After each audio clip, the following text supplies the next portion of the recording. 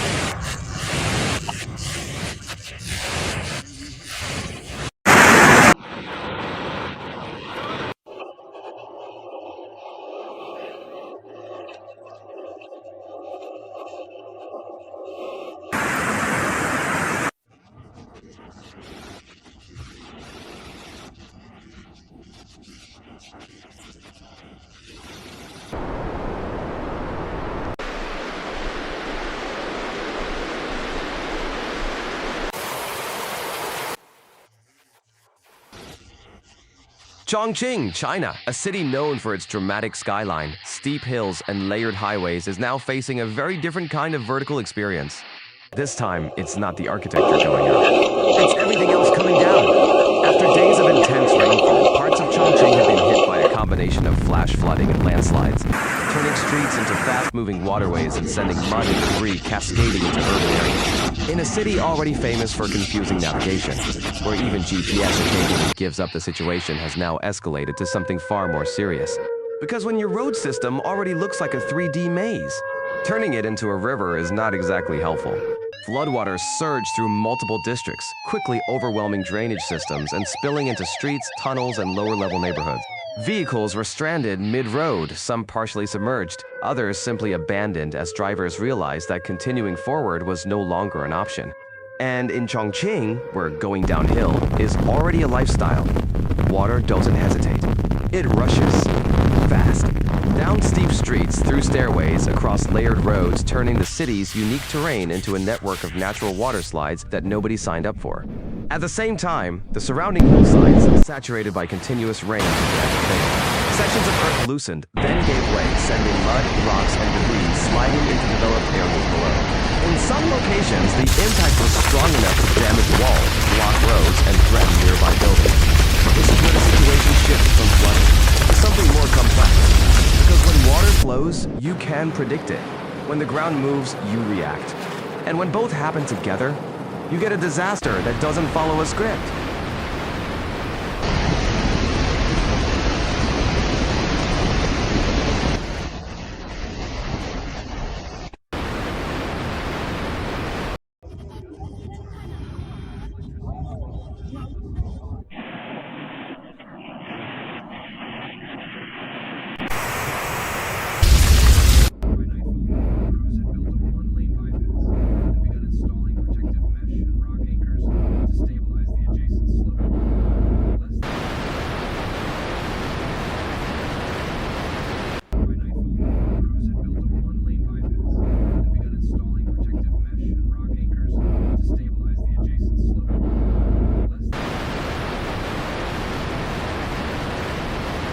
In residential areas, floodwater entered homes rapidly, filling ground floors and sweeping through interiors. Furniture was displaced, belongings soaked, and entire living spaces turned into muddy, waterlogged zones. Some residents were seen moving items to higher levels, while others stood in ankle-deep water, watching as their homes slowly transformed into something resembling an indoor swimming pool, minus the fun, the chlorine, and definitely the vacation vibe. Local businesses were also hit. Shops, restaurants, and small storefronts found themselves dealing with flooded interiors and damaged goods. In a city known for its vibrant street life and food culture, the sudden quiet in some commercial areas is striking. Where there would normally be noise, movement, and crowds, there is now water, debris, and the sound of food. And if there's one thing Americans tend to say in moments like this, it's, well, that's going to be expensive. They're not wrong. Beyond the visible damage, the strain on infrastructure is significant. Roads are blocked or submerged. Transport routes are disrupted. Drainage systems are operating beyond capacity. And in a city built on elevation changes, once key routes are cut off, movement becomes increasingly difficult. Emergency response teams have been deployed across affected areas, working to clear debris, pump out water, and assist residents. Heavy equipment is being used to stabilize slopes and reopen access points, while local authorities monitor areas at risk of further landslides. Because even after the rain slows, the danger doesn't immediately disappear. Waterlogged soil remains unstable. Impact may still fail. And floodwater, especially in dense urban areas, can carry contamination risks that extend beyond the initial event.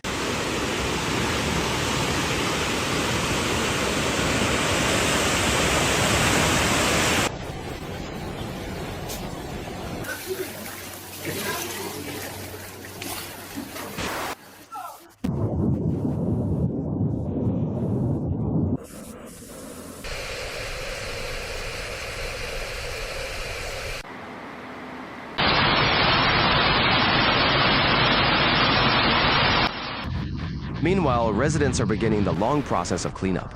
And if you've ever seen flood recovery footage, you know how this part goes. Buckets, mops, mud everywhere, and that one person standing there looking at the situation like, okay, where do I even start? It's not dramatic. It's not fast, but it's where the real work begins. This event is also raising broader questions about urban resilience, particularly in cities like Chongqing, where geography adds another layer of complexity. Steep terrain, dense development, and extreme rainfall create a combination that can quickly push infrastructure systems beyond their intended limits. Can drainage systems keep up with increasingly intense storms? Are hillside reinforcements strong enough under prolonged saturation? And how do cities adapt when extreme weather events become less rare and more expected? These are not theoretical concerns anymore. As the skies begin to clear over parts of Chongqing, the contrast is almost surreal. Bright daylight returns, the rain slows, and from a distance the city looks intact. But at ground level, the story is very different. Mud lines mark how high the water reached. Debris is piled along sidewalks. Damaged interiors are being aired out and residents are stepping carefully through what remains beginning the slow, methodical process of recovery. Because if there's one universal truth, whether you're in China, the US, or anywhere else, it's this. Floods arrive fast. Recovery takes time.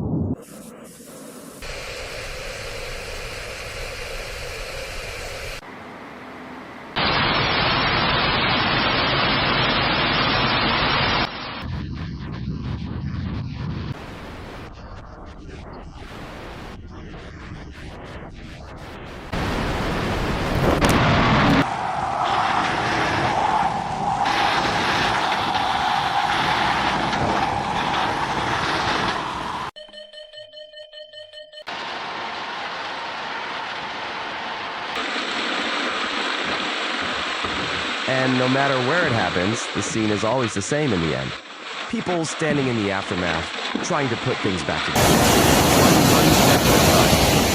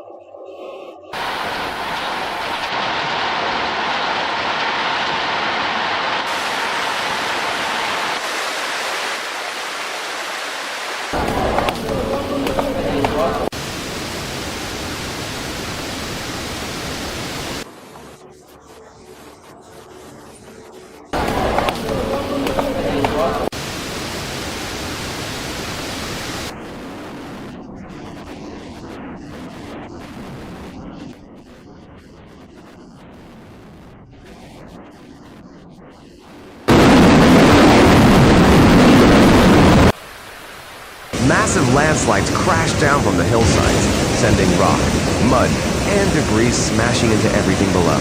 Then comes the water fast, violent, and impossible to contain.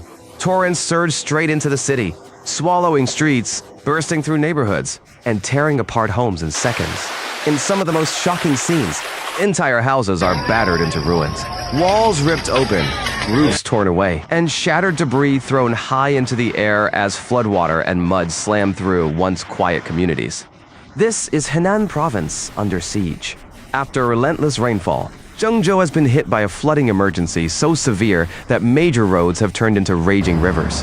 Entire districts have been overwhelmed as water levels rise faster than drainage systems can handle. Underpasses disappear beneath murky currents. Intersections vanish. Vehicles are left stranded, half submerged, while terrified residents watch the water close in around them, with nowhere left to go. And the destruction does not stop at the surface. Across the city, transport infrastructure is taking brutal damage. Subway tunnels are filling with water. Underground facilities are being forced offline. Key equipment is soaked. Rail cars are left unusable. And major parts of the transit network are effectively paralyzed. For a city that depends on speed and movement, this is a full-scale shutdown. Commuters are cut off. Emergency access is slowed. The normal rhythm of urban life has collapsed.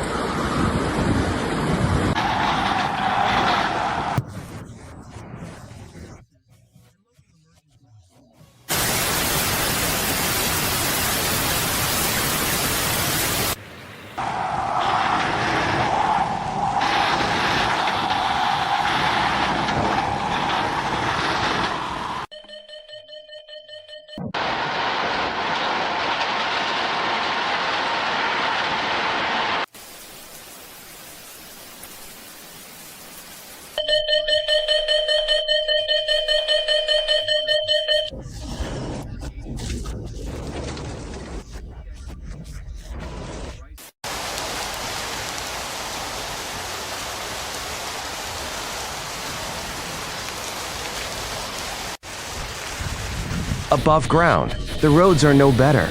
Main traffic corridors are now flooded channels of brown, fast-moving water. Bridges and access routes are under pressure. Business districts are increasingly difficult to reach. Industrial zones are being cut off. Rail services and flights are facing delays and cancellations, while logistics lines are breaking down under the weight of the storm. What was once a connected metropolitan system is now being torn apart piece by water, mud, and infrastructure failure. In the worst-hit residential areas, the scenes are devastating. Water rushes through front doors, shatters windows, and fills ground floors within minutes. Furniture, appliances, clothing, and family possessions are ripped from homes and carried off in the current. Floodwaters. Some buildings remain standing but gutted. Others partially collapse after foundations are undermined by the force of the flood. In landslide-prone areas, the destruction becomes even more violent. Hillsides give way. Rock burns underground. Whole sheer slopes are crushed, split open, or buried under mud and broken concrete. On the outskirts of the city, farmland is disappearing underwater. Fields are submerged. Embankments are weakening. Reservoirs are being pushed toward critical levels, adding even more pressure to water control systems already close to failure. Once flood barriers begin to give way, the water spreads rapidly into low-lying zones, creating a chain reaction of damage that is extremely difficult to stop. Warehouses, factories, and manufacturing sites are also being hit, forcing shutdowns as electricity, internet, And transport links are disrupted. Production is slowing. Supply chains are seizing up. The economic shock is growing by the hour. But beyond the infrastructure and the numbers, the human toll is impossible to ignore. Families are standing in floodwater watching their homes come apart. Residents are trying to salvage what they can document. Medicine, clothes, photographs while muddy water swirls around them. Streets that once carried traffic and commerce now echo with rescue sirens, shouted warnings, and the noise of pumps working nonstop. Entire commercial blocks sit silent, their storefronts flooded, interiors coated in sludge, merchandise ruined.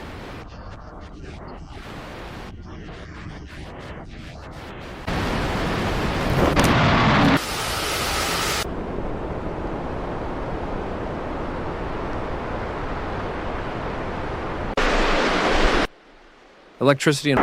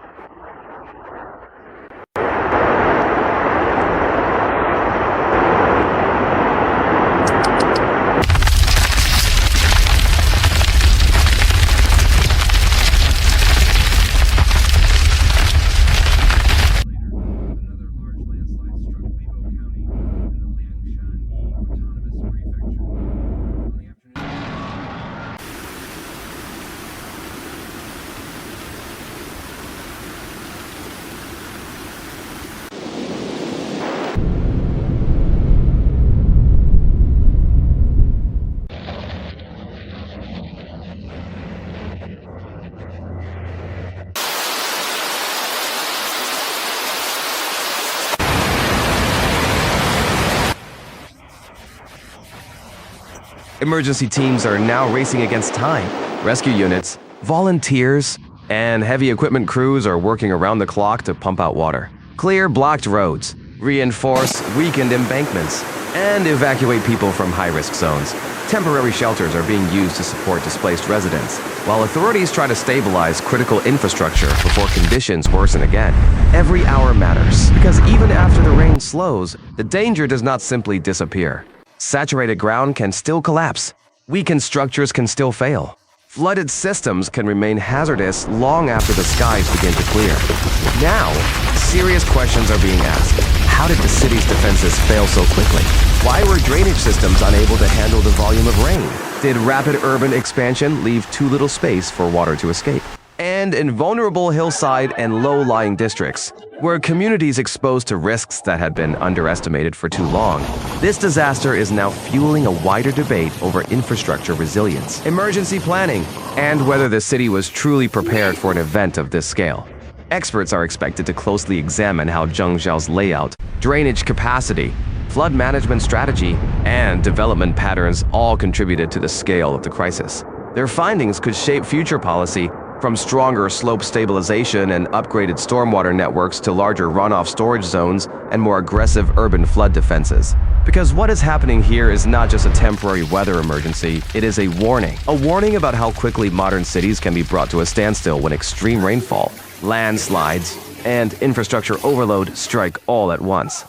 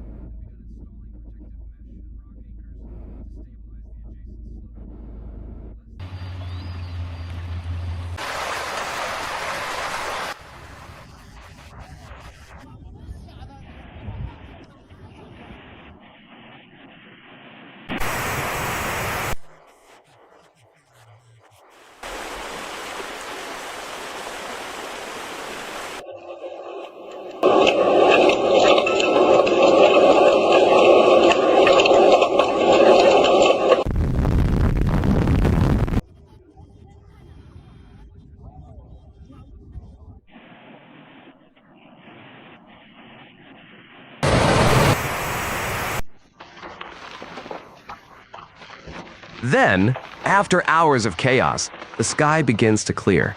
Blue returns overhead. But on the ground, the scars are everywhere.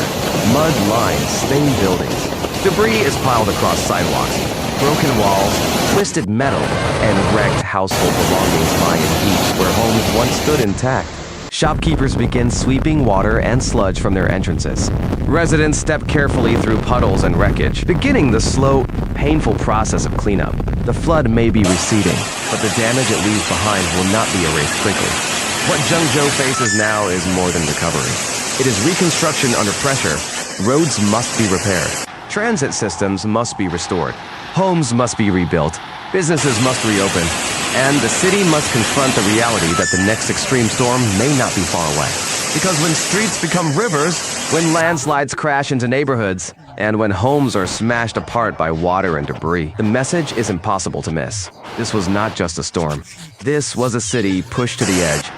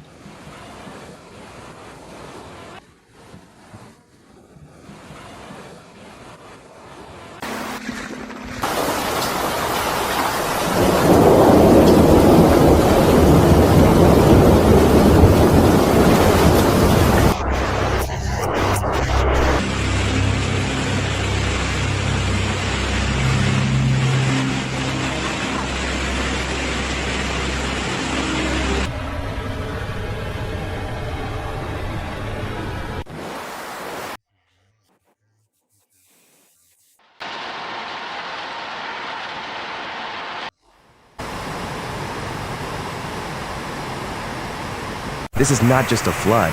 This is a city breaking under the weight of water. Makachkala! A place that woke up like any other day, and within hours descended into chaos no one was prepared for. The sky didn't just open it, unleashed something far more violent. Relentless rain hammered the city with a fury that felt almost unnatural, as if nature itself had turned against everything in its path. At first, it was just water pooling on the streets. Nothing unusual, nothing alarming. But then, the water didn't stop. It rose. Faster, heavier, darker. Drainage systems collapsed under the pressure. Rivers overflowed. Streets turned into raging currents. And suddenly, it was too late. Cars, lifted like toys, entire vehicles dragged helplessly through torrents of muddy water, spinning, crashing, disappearing into the chaos as if swallowed whole. People stood frozen, watching, not understanding what they were seeing, because this wasn't normal flooding. This was something else.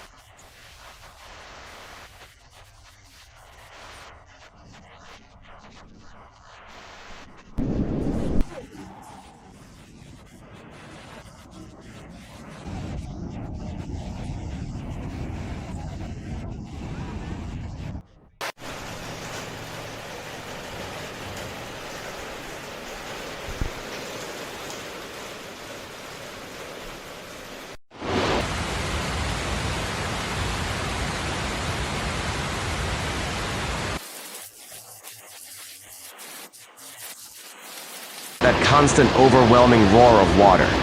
It didn't stop. It echoed through buildings, through streets, through people's minds. Sirens tried to cut through the chaos. Emergency warnings blared. But the flood didn't listen. It surged forward, unstoppable.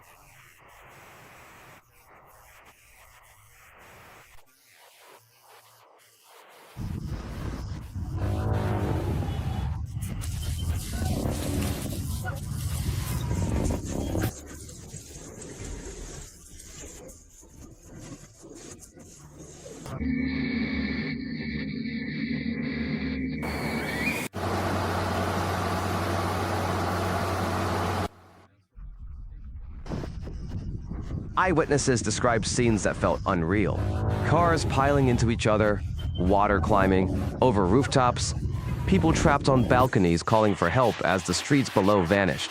In some areas, the current was so strong it knocked people off their feet instantly. No time to react. No second chance. Just one step. And the water took over. Electricity flickered, then failed. And with it, the city was plunged into a different kind of darkness. Not just the absence of light, but the presence of something far more terrifying, uncertainty. How high would the water rise? How long would this last? Who would make it out? Authorities scrambled to respond, issuing urgent warnings. Stay indoors. Avoid roads. Do not attempt to drive through flooded areas. But for many, those warnings came too late. Because when water moves with that kind of force, Sit doesn't negotiate. It doesn't slow down. It doesn't care.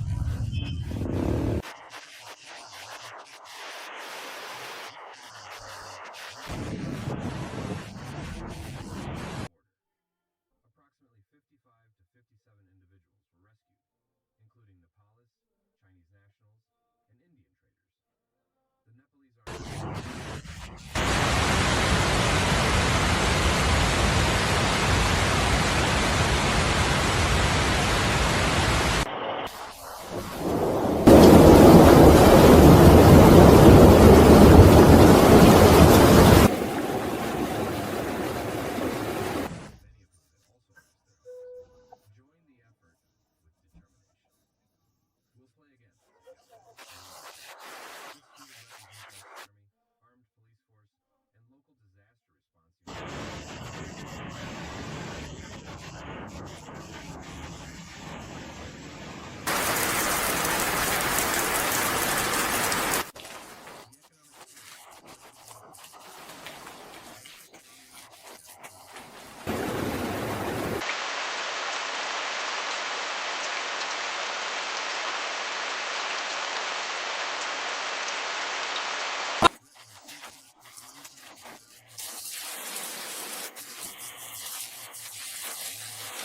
Rescue teams pushed through impossible conditions, navigating submerged streets, searching for those trapped in buildings, vehicles, or worse, swept away entirely. Every minute mattered. Every second counted. And yet, the flood kept rising. The psychological impact was just as devastating as the physical destruction. People watched their world disappear in real time. Memories, homes, livelihoods, everything consumed by a relentless tide. And still, the rain fell. Hours passed, but the feeling of control never returned. Because once a city crosses that threshold, once water takes over, there is no immediate way back. This wasn't just infrastructure failure. This was vulnerability exposed. A reminder that even the strongest cities can be brought to their knees in a matter of hours. And when the water finally begins to recede, what it leaves behind is not relief. It's silence, a heavy, unsettling silence. Mud-covered streets, destroyed vehicles, homes left open, broken, abandoned, and people trying to process what just happened.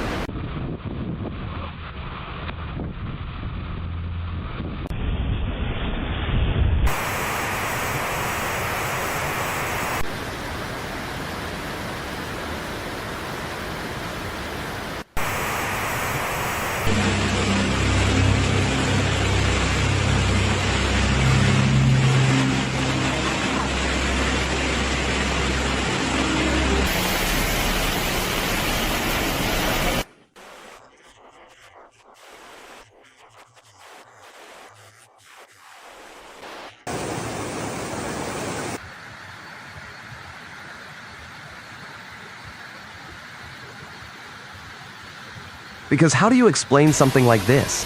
How do you make sense of a day that started normally and ended in disaster? This is the reality of extreme weather in a changing world. Events that once seemed rare now arrive faster, stronger, more unpredictable. And cities like Makakala are left to face the consequences.